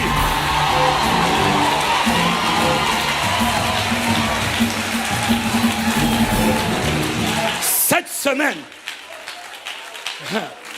Paco Rabat, ça se passera cette semaine. Moïse commence à déployer plusieurs jours, plusieurs semaines. Moïse manifeste les signes, les prodiges, les miracles pour que Pharaon lâche prise. Pharaon prend des coups, mais il n'est pas ébranlé. Il n'est pas ébranlé. Invasion de sauterelles, grêle, feu, eau changée en sang, toutes sortes de miracles, de prodiges. Pharaon ne lâche pas. Ah, Moïse dit, mais tout ce qu'on fait là, ça ne marche pas. Et puis Dieu dit à Moïse, dans Exode 11, Dieu dit, Moïse est fatigué parce qu'il y a un monde de frères. Quand Dieu t'envoie, que tu essaies toutes les techniques, ça ne marche toujours pas. Tu dis, est-ce Dieu qui m'a envoyé? Ou bien le bâton ne marche plus bien. Il faut peut-être changer le bâton. Dieu dit à Moïse, ne change pas le bâton. Je n'ai pas encore montré ma dernière carte. Il dit, il y a une dernière carte. Il dit, quand je vais lancer ma dernière carte là, Pharaon va vous laisser partir. Il va même vous dire, allez, partez. Moïse dit, le type là, et son armée là. Dieu lui dit, Moïse, cette nuit, prenez l'agneau. Que chaque famille prenne un agneau. L'agneau doit rester 4 jours. Ça encore, c'est notre mystère. 4 jours. Prenez un agneau sans défaut, pur, sans tache, irréprochable. Parce que Dieu doit faire quelque chose. Dieu est un Dieu juste. Il est le Dieu saint. L'agneau là doit être un agneau aussi sans tache, pur, irréprochable et saint. Prenez l'agneau, immolez-le, mettez-le et brûlez-le. Immolez-le. Avant ça, coupez, égorgez-le. Prenez le sang, mettez sous les portes. Et cette nuit, il y a le destructeur qui va passer ravager tout le pays d'Égypte. Et lorsqu'il verra le sang, il passera par-dessus. Moïse dit, mais le bâton, la grêle, le feu, tout ça là, ça n'a pas marché. Donc toi, oh Dieu, éternel Dieu, tu me dis que je prends un agneau. Bon, agneau là, et on met sous les portes. Ça va nous faire sortir. Donc sur la base de cet agneau là, qu'on va mettre son sang sur les portes, tu veux dire que Satan va dire, Pharaon va dire, partez. La Bible dit dans Hébreux 11, c'est par la foi que Moïse, il fit l'aspersion. Ça veut dire quoi? Moïse a dit, ce que tu dis paraît impossible, mais je crois. Ce que tu dis, franchement, ça a l'air impossible, mais comme tu l'as dit, tu es Dieu, je crois.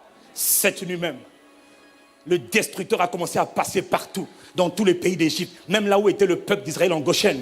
Mon frère, écoute bien. Quand le destructeur passait, il ne cherchait pas à savoir si les gens priaient dans la maison ou pas. Il ne cherchait pas à savoir si les gens jeûnaient dans la maison ou pas. Il ne cherchait pas à savoir si les gens s'aimaient dans la maison. Non, il ne cherchait plus s'il y avait le péché dans la maison. Non, il cherchait s'il y avait le sang. S'il y a le sang, il passe par-dessus. S'il n'y a pas le sang, tu es en train de prier. Il te prend. Alléluia, il te prend. Qu'est-ce qui allait vous préserver? Mais le sang. Moïse, si tu ne mets pas le sang, quiconque ne mettra pas le sang sera exterminé. Ce n'était que l'ombre des choses à venir. Parce que quelques heures plus tard, en moins de 24 heures, Pharaon, non seulement a capitulé, il a laissé aller. Allez, partez, allez, prenez l'or, les bijoux, l'argent, les chameaux, prenez tout, allez, prenez notre prospérité, prenez. C'est ce qui va se passer pour toi cette semaine. Ça se passera cette semaine. Parce que c'était un échantillon, c'était l'ombre des choses à venir. Comment le simple sang d'un agneau a pu mettre KO tout le pouvoir, le régime d'un roi tyrannique, irrésistible, qu'on appelait Pharaon. Devant le sang, tout genou doit plier. Frère, devant le sang, cette semaine de la Pâque, de la mort, où on commémore la mort et la résurrection, tout ce qui n'avait pas encore plié doit se plier. Tout ce qui n'est pas lâché va te lâcher cette semaine. Quand Dieu parle, tu dois apprendre à répondre. Si c'est à toi que j'ai parlé, réponds.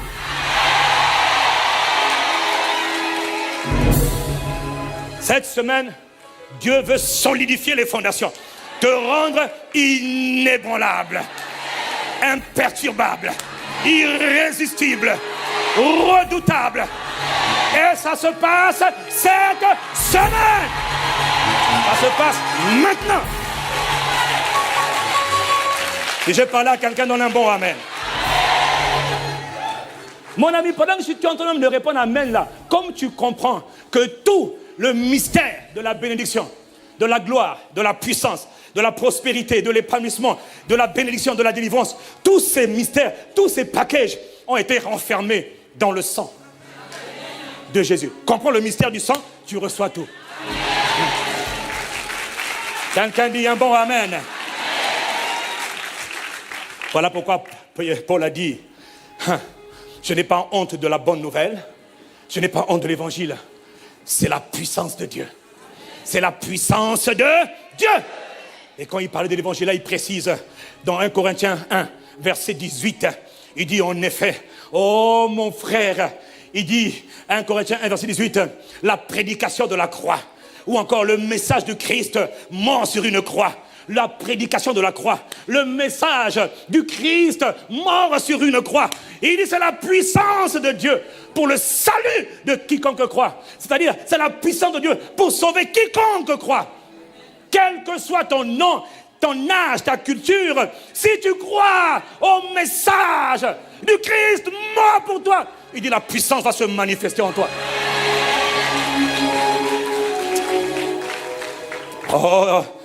Oh, l'évangile de Christ.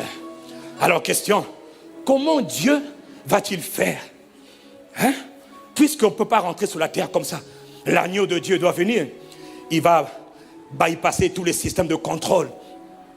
Comment se fait-il que Satan n'a rien vu venir? Quelle est la tactique que Dieu a utilisée sur le terrain? Dieu, pour sauver les hommes et pour se réconcilier avec les hommes, utilise la tactique de l'identification. On en a parlé dans les formations 101, dis Amen. L'identification. C'est quoi l'identification? C'est devenir un avec quelqu'un. S'identifier à quelqu'un, c'est devenir un avec lui. C'est-à-dire que le Dieu Tout-Puissant, l'agneau de Dieu, le Fils de Dieu, va devenir un avec toi. 2 Corinthiens 5, verset 21. Avec chacun d'entre nous, il a fait pour chaque homme. Tu dois t'identifier à lui, lui s'identifie à toi. Ce que je dis, ça concerne nous tous, ça concerne aussi toi-même individuellement. Celui qui n'a pas connu le péché, pas les péchés, le péché. Dieu est le péché. Dieu déteste le péché. Mais celui qui n'a jamais connu le péché, celui qui est venu du ciel, il est saint. Dieu va le faire devenir péché, afin que toi tu deviennes juste. On n'a pas l'occasion de parler des justes, mais ce mot, les justes là, c'est un mot qui est puissant. Parce que Dieu voulait former, créer une race d'hommes sur la terre qu'on appelle les justes de Dieu. Parce qu'avec les justes là, Dieu fait des choses extraordinaires.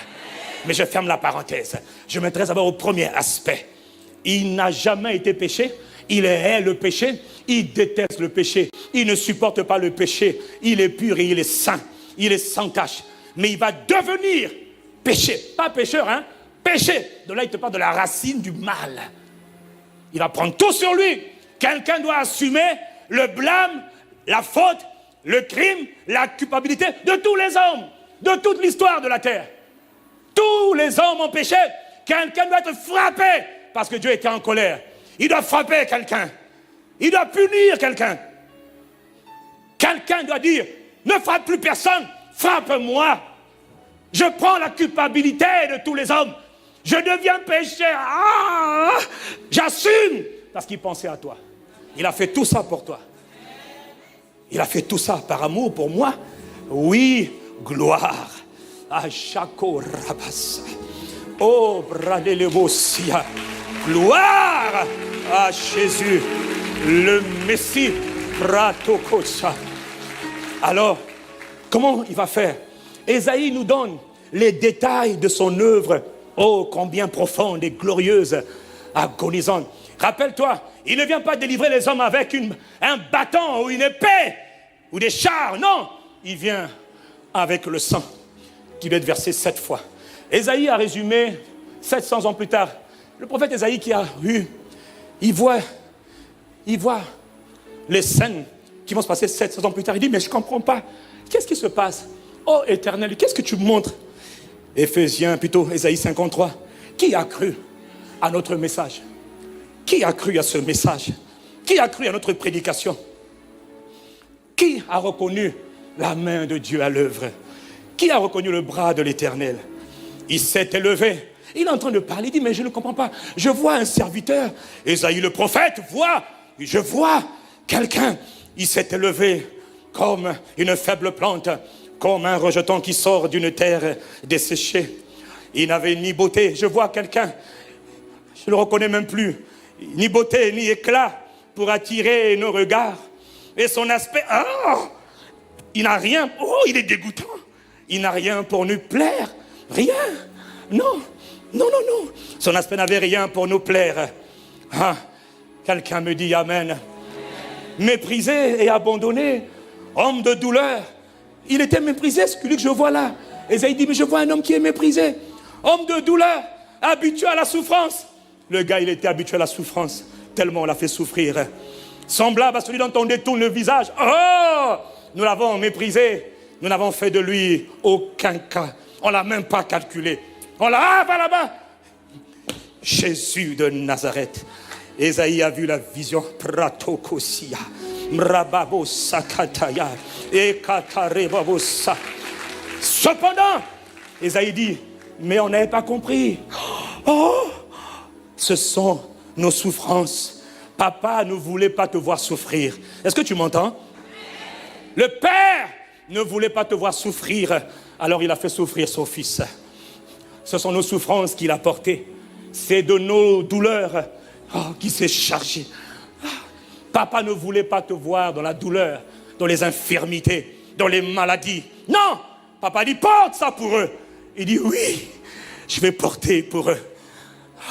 Quelqu'un dit amen et je continue. Et nous l'avons considéré comme puni, frappé de Dieu et humilié. Mais il était blessé pour nos péchés. Toutes les blessures qu'il avait là, c'était pour nos péchés. Il était brisé pour nos fautes. Nous avons commis tellement de fautes. Et le châtiment qui nous donne la paix est tombé sur lui. Comment? Ensanglanté de toutes parts. Si je veux avoir la paix dans ma maison, la paix dans mes affaires, la paix dans ma santé, je dois plaider le sang de Jésus-Christ. La paix ne vient pas des conseillers. La paix vient quand je reconnais qu'il a été châtié à ma place. Et par son sacrifice, par son sang versé, j'ai la paix. Reçois la paix dans ton cœur. La paix dans ton cœur à cause du châtiment. Et il dit, c'est par ces meurtrissures, ces blessures que nous sommes guéris. Cette semaine, là où tu avais été à l'hôpital, on t'a diagnostiqué toutes sortes de maladies. Il y a des hôpitaux où on soigne certains types de maladies, d'autres hôpitaux où on soigne d'autres types de maladies, d'autres pathologies, d'autres types de souffrances. Il y a un hôpital que nous inaugurons cette semaine, que nous renforçons cette semaine. On l'appelle l'hôpital général des meurtrissures de Christ. Mon frère, dans cet hôpital-là, quand on rentre dedans, il y a la guérison pour tous les malades. Il y a la guérison pour toutes les formes de maladies. Les tumeurs se désintègrent là maintenant par le sang précieux de Jésus. Tout ce qu'il faut que tu saches où mettre ton attention. C'est dans le sang. Pas dans la prière du pasteur, mais dans le sang. Quand l'ange de la mort venait détruire, il ne cherchait pas à savoir si on priait dans la maison. Il voulait savoir s'il y avait le sang. J'ai parlé à quelqu'un, dit amen. Si j'ai parlé à quelqu'un, donne-moi un bon amen. Nous étions tous errants comme des brebis. Chacun de nous suivait sa propre voie. Tout le monde faisait ce qu'il voulait. Mais ils sont malades, ces enfants. Ils font tout ce qu'ils veulent. Ils sont tous péchés. Le péché, c'est d'abord faire tout ce qu'on veut. Ne pas faire ce que Dieu nous appelait à faire, mais faire n'importe quoi. Je fais ce que je veux. Non, ça c'est le péché. Non, mais l'Éternel a fait retomber sur lui l'iniquité, la faute de nous tous. Tu as vu, une personne a été blâmée pour la faute de tous les hommes. C'est lui qui a pris la faute. C'est lui qui a assumé la responsabilité. Il a été maltraité et opprimé. Et il n'a pas ouvert la bouche. semblable à un agneau qu'on emmène à la boucherie, à une brebis muette devant ceux qui l'attendent. Il n'a pas ouvert la bouche. Non, il n'a pas ouvert la bouche. Il a été enlevé par l'angoisse et par le châtiment. Et parmi ceux de sa génération, qui a cru qu'il était retranché de la terre des vivants et frappé pour le péché de mon peuple? Mon frère, écoute l'évangile. Dis-moi amen. Il a plu à l'Éternel de le briser. Il a plu à l'Éternel de le briser. Il a plu à Dieu de le briser par la souffrance. Tu entends? Dieu l'a brisé. Toi, tu n'étais pas là. C'est une affaire entre le Père et son Fils pour toi. Le Père a châtié son Fils. Mon frère, le salut a coûté très, très, très, très cher au Père et au Fils. Il était le sacrifice. Il donnait son sang pour sauver tous les hommes. Le Père l'a frappé. La colère du Père ne pouvait être apaisée que par une seule personne, le Fils. La colère de Dieu pouvait être apaisée que par une seule personne, le Fils. Si quelqu'un me suit, dit Amen. Regarde les mots qui sont utilisés. Brisé. Dieu a brisé. Dieu a maltraité. Dieu a opprimé son Fils. Dieu a broyé son Fils. Dieu a détruit son Fils. Dieu a mis à mort son Fils. L'agneau de Dieu. Il devait tenir parce qu'il est le sauveur de tous les hommes. Et nous voulons négliger, mépriser un si grand salut pour aller chercher le prophète, le pasteur, le bishop, l'apôtre. Non, il n'y a de salut en aucun autre. Il n'y a sous le ciel qu'un seul nom qui t'était donné aux hommes par lequel nous devons être sauvés. Un seul nom guérit, un seul nom libère, un seul nom restaure. C'est Jésus. Mais ce Jésus-là, il a fait un travail. Ce Jésus-là, il a accompli un travail. L'œuvre de la croix. Il y a un mystère dans cette œuvre de la croix. Si quelqu'un me suit, dit Amen. Toute cette semaine, Dieu va nous emmener dans les étapes, dans le parcours, dans le chemin de la croix, si je puis dire, dans le parcours. Pourquoi est-ce qu'il fallait qu'il verse son sang? Mais deux choses que je dois vous dire ce matin, je termine. Premièrement, à cause du sang qu'il a versé. Dis avec moi, à cause de son sang. Tous les hommes sont pardonnés. Est-ce que tu comprends? Éphésiens 1, verset 7. Je vais beaucoup citer ce passage. Il est écrit, Éphésiens 1, verset 7. En lui, en Christ, par son sang, nous avons la rédemption. Nous avons la délivrance. En lui, par son sang, nous sommes pardonnés. Il dit par son sang, nous avons la rémission. Nous sommes pardonnés de nos fautes. Pardonnés. Comment es-tu pardonné? Par son sang. Pas parce que tu es quelqu'un de bien. Pas parce que tu as prié. Tu es pardonné par son sang. Tu as cru en Jésus-Christ, son sang te lave. Tu as cru en Jésus-Christ, son sang efface tes péchés. Quelqu'un me dit Amen. Amen. Le mot qui est utilisé ici, c'est le mot rémission. En lui, par son sang, nous avons la rémission. Le mot rémission veut dire pardonner, c'est vrai. Nous sommes pardonnés par son sang. Mais ce n'est pas juste le pardon. Parce qu'il y a des moments où les gens te pardonnent, mais ils n'oublient pas ce que tu as fait. Tu m'as fait ça la dernière fois, non? Le mot la dernière fois, là, c'est déjà pas bien. Quand Dieu, lui, il t'a pardonné, Dieu, il a oublié. Donc la rémission, c'est plus que le pardon. C'est le pardon et c'est casier judiciaire vierge. Quand quelqu'un est libéré par grâce dans notre société, dans notre monde, jamais le casier judiciaire est blanchi. Au cas où il va encore faire des attentats, au cas où il va encore recommencer les crimes. On les appelle d'ailleurs des récidivistes. Au cas où il recommence la même chose. Mais dans le royaume de Dieu, quand Jésus a été frappé par le Père, il n'y a plus de récidivistes. Il n'y a que des affranchis. Il n'y a que des graciés. Par le sang de Jésus-Christ, Dieu dit que tu as été pardonné. Et comme le sang, comme la Bible dit que cette rédemption, cette délivrance, elle est une délivrance éternelle. Donc écoute bien, Jésus-Christ a pardonné tes péchés d'hier, d'aujourd'hui et de demain. Est-ce que tu comprends? La rédemption, elle est éternelle. Elle n'est pas dans le temps. Ce n'est pas parce que j'ai bien fait aujourd'hui, je suis pardonné. Non, Dieu n'est pas en colère contre quiconque a cru en Jésus-Christ. Si tu crois en Jésus-Christ, tu es pardonné. Tous tes péchés sont pardonnés. Si quelqu'un me suit, dit Amen. Tous les péchés sont pardonnés. Le seul problème, c'est que quand il pardonne tes péchés, il te donne aussi la capacité de ne plus pécher à la résurrection en faisant de toi une nouvelle création. Si j'ai parlé à quelqu'un, dit Amen. Mais en ce qui concerne Dieu, Dieu n'est pas en colère. Dieu n'est plus en colère contre toi. Dieu n'est pas en colère. Dieu peut te frapper. Il a frappé son fils à ta place. Dieu ne frappe pas les gens. C'est Satan qui tourmente à cause du péché. Quand tu pêches, Dieu n'est pas en train de dire elle a péché. Non, tu attristes le Saint-Esprit. Il y a une différence entre attrister Dieu et mettre Dieu en colère. Quelqu'un qui est attristé dit mais pourquoi tu as fait ça ma fille? Pourquoi tu as fait ça mon fils? Il est attristé. L'Esprit de Dieu est attristé, mais il n'est pas en colère. Oh, quelqu'un dit amen. Papa a déjà frappé son seul fils. Enfin, il était seul hier. Aujourd'hui, maintenant, on l'appelle notre grand frère. Il est devenu le premier-né d'entre plusieurs frères.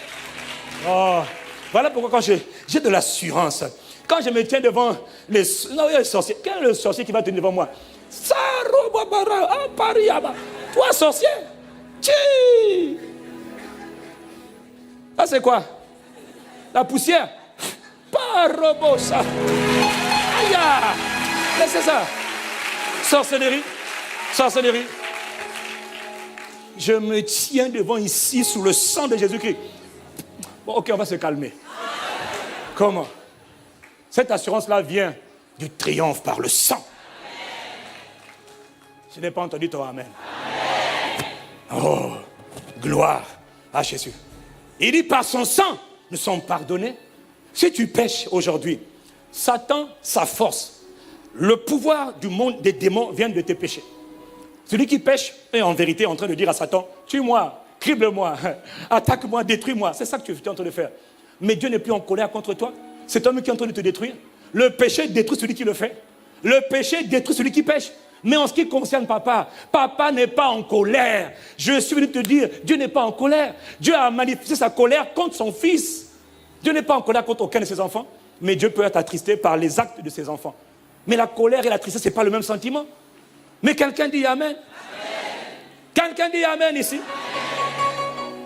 En lui, nous sommes pardonnés.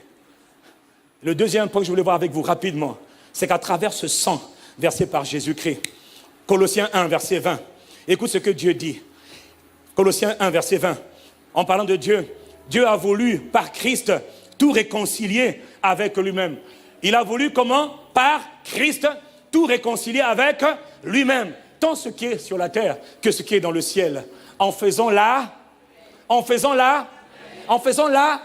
Dieu voulait la paix. Mais la seule manière d'être en paix avec Dieu, ce n'est pas par la prière, c'est par le sang. C'est par le sang que son fils a versé sur la croix. Ou encore par le sang de sa croix. Tu peux prier. Ça ne veut pas dire que tu ne vas pas apaiser la colère de Dieu. La colère de Dieu a été apaisée lorsque le fils a montré le sacrifice. Lorsque le fils a offert le sang, papa a dit ok. Quelqu'un dit amen. Il dit il a voulu par Christ tout réconcilier avec lui-même. Aussi bien ce qui est sur la terre que ce qui est dans le ciel. En faisant la paix à travers lui, par le sang, par son sang versé sur la croix. Ou encore par le sang que son fils a versé sur la croix. Verset 21. Et vous qui étiez autrefois étrangers, tu entends? Et ennemis de Dieu. Nous étions ennemis de Dieu. Tu te rends compte? Nous étions tous des ennemis. Des ennemis, des adversaires. Des adversaires de papa à cause du péché. À cause du péché. Nous étions autrefois étrangers et ennemis de papa. Par vos pensées et vos œuvres mauvaises. Mais il vous a maintenant réconciliés. Par la mort de son fils dans son corps de chair. Pour vous faire paraître devant lui saint, sans défaut et sans reproche. Gloire à Jésus de Nazareth, le Christ. Jésus s'est mis entre le Père. Jésus s'est mis entre le Père et les hommes. On l'appelle le médiateur. Le médiateur. Papa, et vous les hommes, par mon sang, je suis la réponse du Père. Allez, soyez maintenant réconciliés. Soyez réconciliés. Arrêtez de vous battre. Soyez maintenant réconciliés. Le Père dit, mon fils, personne n'a été capable de faire ce que toi tu as fait. Tu as supporté l'insupportable. Tu as enduré l'indurable. Tu as toléré l'intolérable. Mon fils, par ton sang que tu as versé, maintenant, mes enfants et moi, et les enfants viennent. Bonjour papa. Père, nous te bénissons. Père, nous t'honorons. Père, c'est à cause de sang de Jésus que toi tu peux le faire aujourd'hui. Nous sommes réconciliés avec papa. Papa a retrouvé ses enfants. Le Père a retrouvé ses enfants. Le Père a retrouvé ses bien-aimés. Oh, voilà pourquoi toi et moi, la Bible dit, approchez-vous avec assurance du trône de la grâce.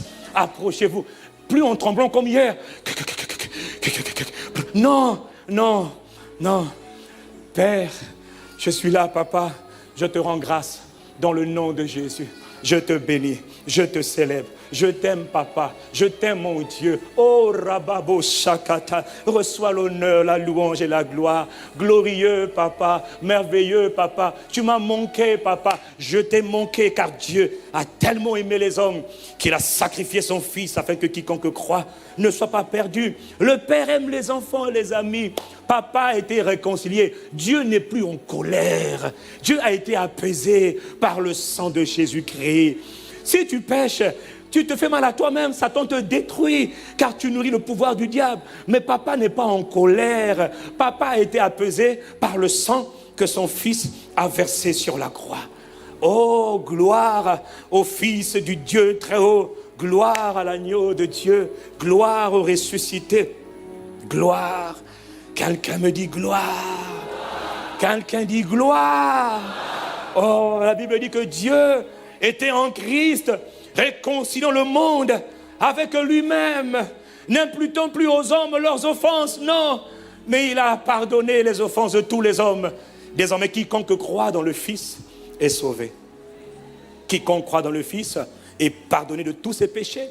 Or, si les péchés sont pardonnés, ça veut dire que pour toi commence une vie réellement nouvelle. C'est la bonne nouvelle de l'évangile, ou encore c'est l'évangile de la croix. Et en réalité, elle commence par la croix, elle va jusqu'à l'ensevelissement, et après la résurrection, et après c'est l'ascension pour la glorification. Que Jésus le Christ, il n'a pas fait tout ça par hasard.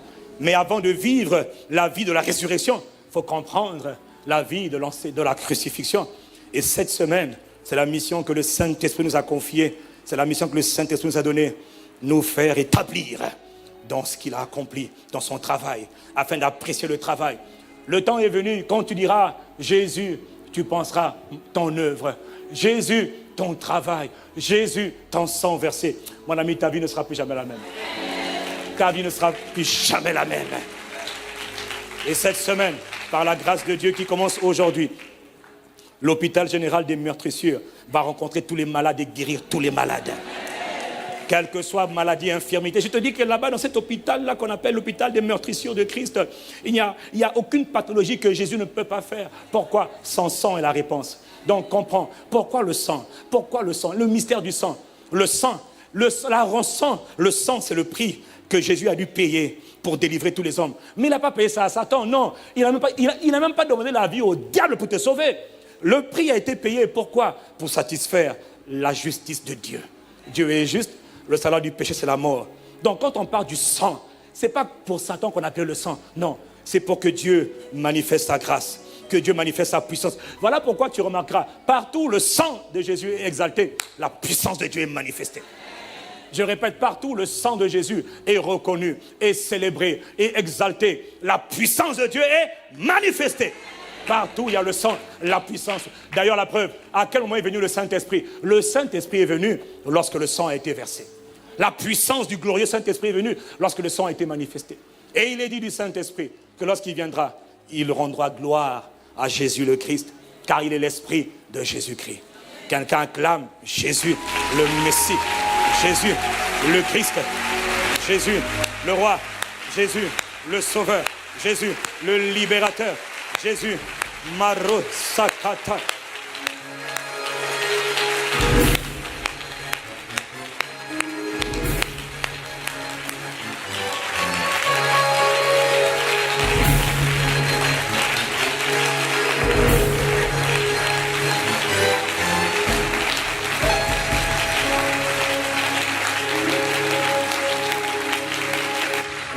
Je sais qu'il me reste que quelques minutes. Car il est glorieux et digne de en l'honneur de l'agneau. Car robobosin, les robosin, car car il est glorieux en l'honneur de l'agneau et digne de régner, l'agneau de Dieu, car il est glorieux en l'honneur de l'agneau. Pendant quelques instants, reconnaissant qu'il est lui seul, il est souverain, car il est glorieux en ce jour de commémoration. Oh, y a-t-il une âme ce matin? L'agneau de Dieu, il est souverain, car il est glorieux en l'honneur de l'agneau, en l'honneur de l'agneau. Il s'appelle Jésus, il est Jésus le Messie, il est Marébo, une dernière fois, car il est glorieux. Et y a-t-il quelqu'un qui veut l'honorer? Honorer l'agneau, honorer l'agneau. Voilà pourquoi nous élevons nos voix pour l'adorer. L'agneau, en l'honneur de l'agneau, nous chantons, nous élevons,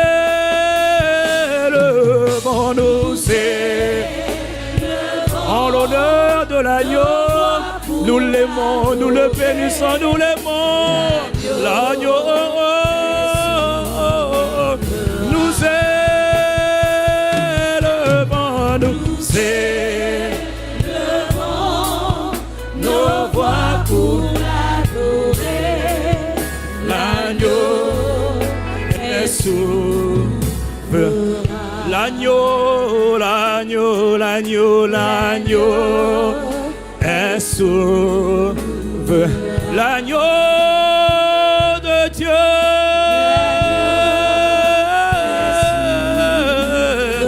L'agneau, l'agneau est sauvé. Il est digne d'être aimé, digne d'être apprécié. L'agneau. Robobo Sakaya et Cabaret, l'agneau, Barabasé, l'agneau est sauveur. L'agneau, l'agneau, l'agneau, Cabaret est sauveur. Que ceux qui l'aiment l'acclament, Rebobo Siantarababon.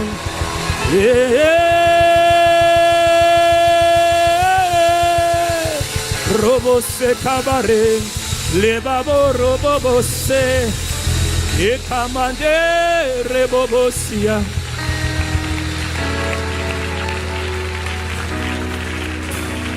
Il y a une chose que j'ai oublié de vous dire. Quand on acclame Dieu, c'est encore un mystère. Il nous a donné des mains pour l'acclamer. Un jour, il était en train de m'expliquer, attendez, que la raison pour laquelle je vous demande d'acclamer mon nom, quand on acclame, on est en train de lui donner un message. Tout dans ton corps est un message. Le message, ce n'est pas seulement la bouche qui parle, c'est aussi les mains que je... Quand tu es en train d'acclamer Dieu, tu sais ce que tu es en train de faire? Bravo, bravo, bravo. Y a-t-il quelqu'un pour dire bravo? Acclamons l'agneau. Oh, y a-t-il quelqu'un pour lui donner gloire?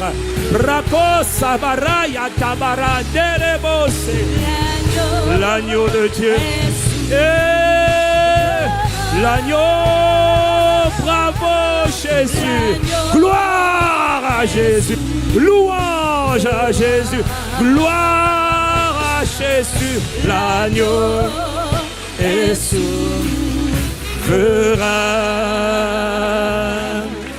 Une dernière fois que ceux qui aiment Jésus acclament Jésus, le Messie. Gloire à Jésus. Je ne voudrais pas arrêter. Je ne voudrais pas, avant de rendre le micro, et avant de rendre le micro au pasteur, je voudrais vraiment La Bible dit, Dieu a tellement aimé le monde qu'il a donné, il a sacrifié son Fils pour toi. Si tu es déjà sauvé, c'est pour toi qu'il a fait et tu l'as déjà célébré, tu le reconnaissant. Mais si tu n'es pas encore sauvé, c'est aussi pour toi qu'il a fait et c'est pour toi qu'il envoie cette parole ce matin afin que tu comprennes ce matin que tu sois toi aussi sauvé. Car il a tellement aimé, Papa t'a tellement aimé qu'il a sacrifié la vie de son Fils. Il était l'unique hier pour que toi qui entends le son de ma voix et qui n'es pas encore sauvé, que toi tu sois sauvé, que tu ne sois pas détruit, mais que tu reçoives la même vie, la vie éternelle. Mais pour ça, tu dois croire en Jésus. Et ce Jésus te dit, mon fils, ma fille, viens à moi, venez à moi, vous tous qui êtes fatigués et chargés, et je vous donnerai du repos. Alors Jésus appelle ce matin.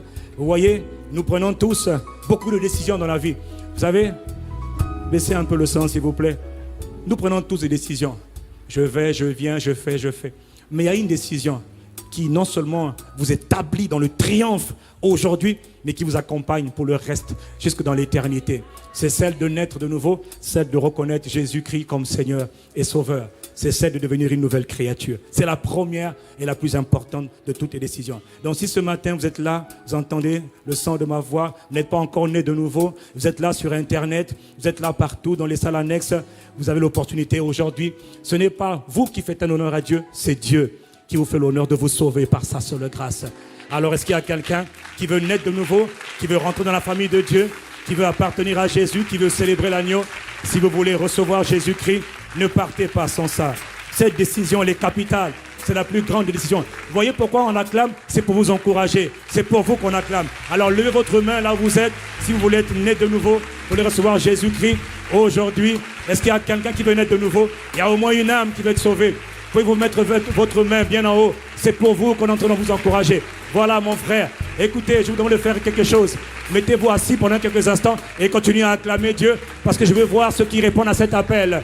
Vous êtes sur Internet, vous êtes à la télévision, vous êtes à la radio. Vous voulez recevoir Jésus-Christ. C'est aujourd'hui le jour du salut.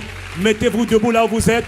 Allons vous voir. Jésus a été crucifié publiquement. Voilà mes frères. Famille CC, est-ce qu'on peut encourager nos frères? Est-ce qu'on peut encourager nos sœurs? Mettez-vous debout là où vous êtes. Famille CC, encourageons-les. C'est le jour du salut. Merci ma sœur. C'est pour vous que cette parole est sortie. C'est pour vous que Jésus a payé son sang. Est-ce qu'il y a encore quelqu'un? Mettez-vous debout. Prenez position. Publiquement pour Jésus. Voilà mes frères. Publiquement. Ce n'est pas terminé. Il y a encore d'autres personnes. C'est aujourd'hui. La parole est sortie pour vous. Publiquement. C'est le jour du salut.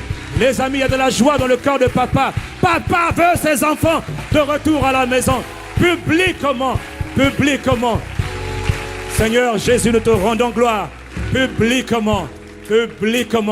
Il a été crucifié. Il a été mis en croix de 9h du matin à 15h de l'après-midi. 6h publiquement pour toi. Quand il faut prendre position, on le fait avec fierté, avec honneur, avec gratitude. Et quelqu'un me donne un bon amen.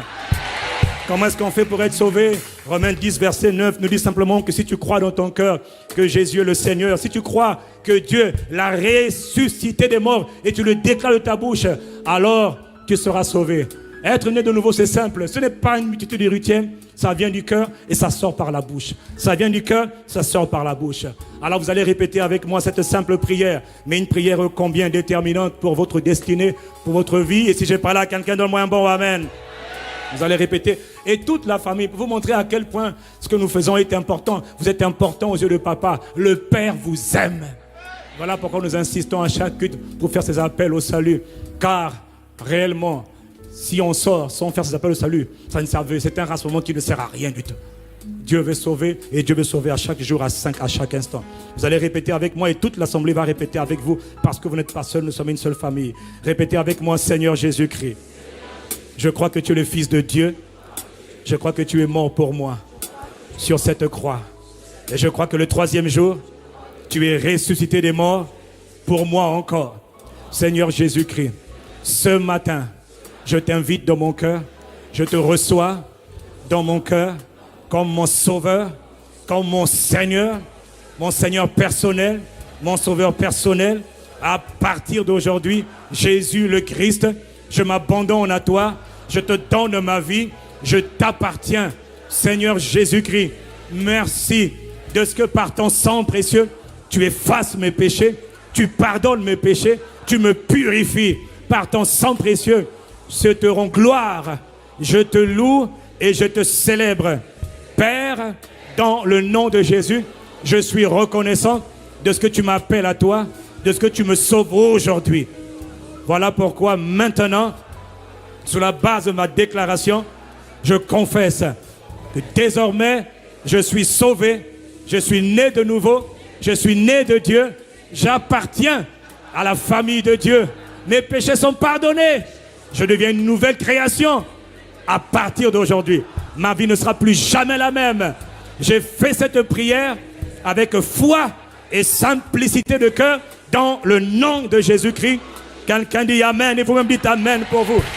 Père, dans le nom de Jésus le Christ, je prie pour chaque âme sur Internet, sur la télévision, la radio et dans ces lieux, dans ces salles annexes qui ont fait cette prière pour la première fois. Je plaide l'aspersion du sang précieux de Jésus sur chacune de leurs vies dans le nom de Jésus. Satan, tu lâches prise dans la vie de ces bien-aimés. Ils ne t'appartiennent plus. Désormais, ils sont propriétés de Jésus-Christ de Nazareth qui les a rachetés par son sang précieux. Père, la même grâce qui les appelle aujourd'hui au salut, c'est la même grâce qui les établit dans la foi, dans la vie en Christ, dans le nom de Jésus-Christ. Pas à nous, mais à Jésus le Christ, soit la gloire, l'honneur, la puissance, la louange, la beauté, la splendeur, dans le nom de Jésus. Quelqu'un donne un bon Amen. On peut se mettre debout et acclamer Jésus le Messie, Jésus le Christ.